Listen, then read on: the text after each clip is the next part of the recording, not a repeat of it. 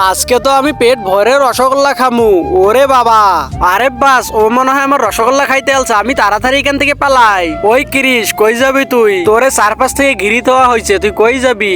এখন আমি কি করব? আবে এই মনস্টার গুলো তো আমার রসগোল্লা খেয়ে ফেলবে। এক কাজ করি, আমার ভাই আয়রন ম্যানকে ডাকি।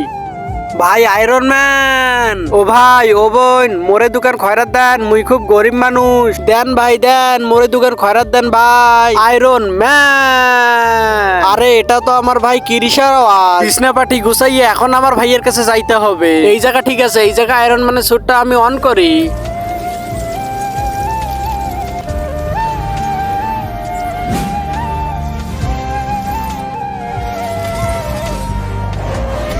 কি হয়েছে রে ছোটু? আয়রন ম্যান, এই মনস্টার গুলো আমার রসগোল্লা খাইতে আলছে। তুমি যদি আমারে বাঁচাও তাহলে তোমাকে আমি একটা রসগোল্লা খাওয়াবো। রসগোল্লা দাঁড়া, আমি তোরে এখনই বাঁচাইতে আসি। তার আগে তুমি যদি অনেকগুলো টাকা চাও তাহলে লাইক করে দাও, আর যদি মাকে চাও তাহলে লাইক সাবস্ক্রাইব দুটাই করো, আর কমেন্টে বলে যাও টাকা নাকি মাকে চাও।